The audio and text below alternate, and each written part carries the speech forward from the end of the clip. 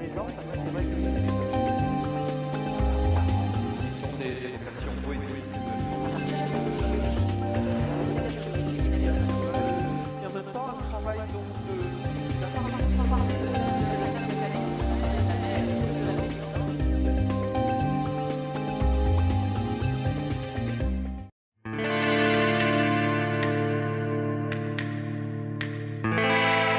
C'est bien sûr grâce à la forêt des Guines que cette activité a pu se développer autant. Et on parle essentiellement d'un bois, on va s'attarder sur un bois, c'est le bois de buis. Alors le bois de buis, on en trouve énormément sur notre territoire et c'est un petit peu ce qui va faire la renommée des tourneries des Guines. Parce que ce bois, qui est connu depuis l'Antiquité, est très très dur. Il est également très beau, très fin, et ses qualités vont être utilisées par les tourneurs sur bois des Guines pour fabriquer la fameuse boule cloutée. Le fait qu'on soit entre la Provence et les Alpes, on est vraiment dans les préalpes du Sud, il y a plein d'essences de bois qui vont pousser ici. Et donc on a une variété extraordinaire d'essences de bois. Alors ici, ce sont des petits herbiers. On présente le bois avec les différentes façons de le reconnaître, la feuille, l'écorce, le bois en lui-même. Et on a placé également des petits objets qui permettent aux gens de comprendre qu'est-ce qu'on fait avec ce bois, parce qu'on ne peut pas faire n'importe quoi avec n'importe quel bois. Donc ici, on a placé des petits objets. Par exemple, ici, on a l'aulne. On l'utilise essentiellement pour faire des petits objets pour la cuisine, des rondes serviettes. Ici, le platane, ça sera plus des quilles, des poignées de placard. Voilà, chaque bois a sa particularité. Dans cette vitrine, vous retrouvez les outils du coupeur de buis. Comme je vous ai dit tout à l'heure, le buis, c'est l'essence principale qui va être tournée ici à Éguines. Alors comme on le voit, il n'y a pas besoin de grande chose pour être coupeur de buis. Une pioche, un couteau-scie et un faux-sou. Un faux-sou, c'est une sorte de petite serpe qui sert à élaguer le buis pour voir un petit peu si la racine est belle et si on peut couper le buis pour récupérer sa racine. Donc ces outils sont vraiment à la portée de tout le monde. À l'époque, au XVIe siècle, au début de la tournerie sur bois à Éguines, c'est essentiellement des paysans et des bergers qui peuplent le territoire. Et ils vont s'intéresser au buis parce que, justement, en emmenant les bêtes paître dans la colline et jusqu'au Margès, ils se rendent compte qu'il y a énormément de buis. Et ces outils-là, ils n'ont pas besoin de les acheter puisqu'ils les ont déjà. Hein, c'est des outils qui sont communs à tous les paysans. Et donc, ils vont commencer à récolter le buis. Ils vont construire chez eux des petits tours à flèches qu'on verra tout à l'heure. Et ils vont commencer à tourner, alors au début, des petits objets pour leurs besoins personnels. Hein, des cuillères pour madame, des pilons, pour eux des manches de seau, des petits objets qui vont leur servir. À cette époque, c'est beaucoup les colporteurs qui viennent dans les villages pour faire du troc. Et comme les paysans sont très très pauvres, ils vont échanger leurs petits objets en buis contre d'autres denrées qu'ils ont besoin. Et ces colporteurs vont aller les vendre eux-mêmes dans les grandes villes alentours, dans les grands marchés. Et c'est comme ça en fait que la tournerie sur bois d'Éguines se fait connaître avec ces petits objets. Les gens des villes les trouvent formidables. Déjà, ils sont très très beaux, comme je vous ai dit, c'est un bois très beau. Et puis surtout, ils sont très solides. À l'époque, c'était important d'avoir des objets solides qui durent. Alors le buis, c'est un bois extrêmement résistant. Il a une densité assez proche de celle de l'aluminium, pour vous donner un ordre d'idée. Et on le trouve aussi bien dans le fond des gorges, sous forme de troncs, comme ici, qui vont pousser très très très haut, jusqu'à 6 mètres. Ou alors, on va en trouver également mais des tout petits, très près du sol, sur le mont Margès, sur des plateaux très arides, fortement ensoleillés. Mais justement, ces buis-là vont développer de très grosses racines. Donc voilà, on va collecter ces deux buis, mais pour des usages différents. On est dans l'espace archives qui montre le village et on explique un petit peu l'étendue de la tournerie sur bois grâce à ce plan, puisque là, on peut voir les endroits où il y avait les usines de tournage sur bois. Il y en avait 4 à Éguines. C'était quand même énorme pour un petit village comme ça. Il y avait plus de 1000 habitants. Aujourd'hui, on est à peu près 260. Et donc voilà, c'était une activité qui a vraiment fait vivre le village et qui l'a rendu très riche. Mais justement, quand on parle de richesse, eh bien, on parle aussi de problèmes, de jalousie. Et ça a apporté beaucoup de problèmes aux habitants d'Égine, cette tournerie sur bois, parce que c'était de plus en plus renommé, donc il a fallu couper de plus en plus de bois de buis, ce qui a un petit peu dévasté les environs du village, et surtout les autres habitants des autres villages venaient chercher le buis aussi en quête d'un peu de revenus. Ici, on est dans l'espace tournage sur bois, proprement dit, atelier. Et là, nous avons reconstitué l'atelier du dernier tourneur d'Égine qui nous a légué tout son matériel. Donc, on l'a vraiment reconstitué en l'état. Il s'appelait Albert Rouvier. C'était un monsieur qui a passé toute sa vie à Égine. Il a commencé à tourner à l'âge de 13 ans dans les usines. Et il en a fait son métier.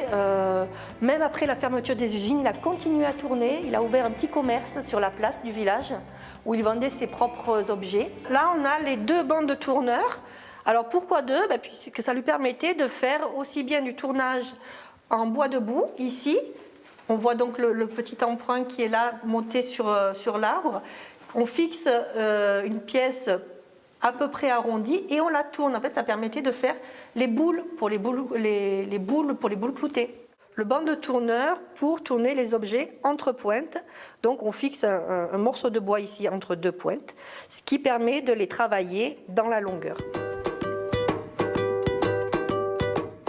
On a également cette scie qui est un des postes les plus importants du tourneur sur bois, puisque c'est là qu'il va commencer à tailler ces morceaux de bois. Donc ici on voit une boule qui a été taillée en forme ovale et des petits morceaux de buis qu'il va couper en fonction des nœuds qu'il va trouver dans le bois. Et on dit que c'est à ce moment-là qu'il sait ce qu'il va faire du morceau de bois. C'est là qu'il taille son morceau de bois en fonction de ce qu'il va en faire, en fonction de ses caractéristiques, du fait qu'il soit droit, qu'il ait des nœuds, etc. Et pour les boules, c'est pareil, c'est là où il voit à l'intérieur s'il y a des défauts, s'il va falloir la faire plus petite que prévu. Donc voilà, c'est le poste assez important où tout se décide. Alors ici, on vous présente l'un des premiers systèmes de tours à bois qui ont existé. On retrouve ces tours à bois sur des gravures du XIIe siècle. Ceci, c'était également les tours à bois qui étaient construites au fond des gorges. Quand ils allaient chercher les troncs de buis au fond des gorges, ils se construisaient ce genre de tours pour justement pouvoir travailler le bois déjà en bas et ne remonter que la charge utile. Les tourneurs n'emportaient que ces pièces métalliques et la corde. Tout le reste était construit avec le bois qu'ils trouvaient en bas. Et l'inconvénient de ce tour, c'est qu'en fait, c'est un tour à flèche, et on appelle ça également un tour à pédale. C'est qu'en appuyant sur la pédale, le bois va tourner dans un sens. Il est entraîné par cette corde, il va tourner dans un sens. Si on lâche la pédale, la corde remonte et le bois va tourner dans l'autre sens. On a une petite maquette ici qui illustre bien ce mouvement. C'est le mouvement alternatif. Donc on appuie, le bois tourne, on lâche, le bois tourne dans l'autre sens. Donc on comprend bien que pour fabriquer des pièces en bois, déjà il faut pédaler. Et puis c'est pas évident pour avoir un mouvement très fluide. Mais c'est quand même sur ces tours-là, jusqu'au XVIIIe siècle, que les tourneurs d'Égine vont travailler. Jusqu'à l'invention de ce tour ici. Alors ce tour ici, c'est une sorte de révolution, puisqu'on a toujours la pédale, mais vous voyez ici, elle est beaucoup plus grande. Par contre, elle va entraîner une roue, et là on passe du mouvement alternatif au mouvement continu. C'est-à-dire que le bois va tourner toujours dans le même sens. Et là, ce sont les tours qui vont être utilisés dans les usines d'Égine et qui vont fabriquer toute la production des tourneurs sur bois jusqu'au milieu du XXe siècle. Et bien là, on va passer à l'espace boule cloutée, la fameuse boule cloutée d'Égine qui a fait sa renommée, qui était fabriquée exclusivement à Égine et par les femmes du village. L'histoire de la boule cloutée, elle est très ancienne. Le jeu de boule lui-même est très ancien. On pense que les Romains jouaient déjà aux boules. pas sous la forme qu'on la connaît aujourd'hui, mais c'était les prémices les règles du jeu étaient à peu près les mêmes. Il fallait s'approcher le plus possible d'un but. Les Romains utilisaient certainement des boules en bois de buis, ou des boules en pierre. Et au fur et à mesure donc ce sont les Romains qui ont apporté ce jeu en France. Et au fur et à mesure de l'ampleur que prenait ce jeu, on a commencé à retravailler un petit peu la boule. C'est-à-dire qu'au début, on a commencé à la clouter, mais partiellement, puisqu'à cette époque, les clous étaient encore faits à la main. Donc on mettait quelques clous, ce qui permettait à la boule de casser moins vite, puisque c'était le métal qui absorbait le choc. Et avec la révolution industrielle, l'apparition des clous faits mécaniquement, on a commencé à produire des clous, donc déjà d'un prix plus intéressant, et on a commencé à couvrir les boules entièrement de clous. Et après, est venu donc les différents types de cloutage, les marquages personnalisés, les clous de différentes couleurs, et tout ça a été fait à Éguines par les ferreuses du village. Alors pourquoi une racine de buis ? Eh bien, tout simplement parce qu'en fait, dans la racine, on n'a pas ce problème de fil de bois qu'on trouverait dans un tronc. Dans une racine, le fil de bois est tout emmêlé comme une pelote de laine, en fait, on va dire. Donc, ce qui permet une solidité encore plus importante de la boule qu'on va tourner, parce qu'avec la quantité de clous qu'on met dessus, qui représente à peu près 500 clous minimum, il ne faut absolument pas que le bois éclate à un moment. Donc, c'est pour ça qu'on prenait les racines de buis pour faire ces boules cloutées. Alors ici, on rentre dans l'espace usine. Comme je vous l'ai dit tout à l'heure, il y avait 4 usines de tournage sur bois à Éguines, et ils ne fabriquaient pas que des boules cloutées. Ils fabriquaient également tout un tas d'autres objets. Ici, vous avez un exemple d'objet pour la cuisine. Ici, des objets plus dans le monde du jeu, des quilles, des pièces de jeu d'échecs. Depuis les années 50, la tournerie sur bois d'Éguines a disparu. Le village vit essentiellement du tourisme. La mise en eau du lac dans les années 70 a également contribué à cet attrait touristique de la région. Mais dans le cœur et dans l'esprit des gens du village, il y avait toujours cet espoir de retrouver le tournage sur bois. Alors évidemment, le tournage sur bois comme il était pratiqué à l'époque ne fait plus vivre un tourneur aujourd'hui. C'est du tournage utilitaire. De nouveaux produits existent, bien plus performants que le bois, bien plus rentables aussi malheureusement. Donc il fallait trouver une solution pour faire revenir le tournage sur bois à Éguines, mais de façon durable, de façon pérenne.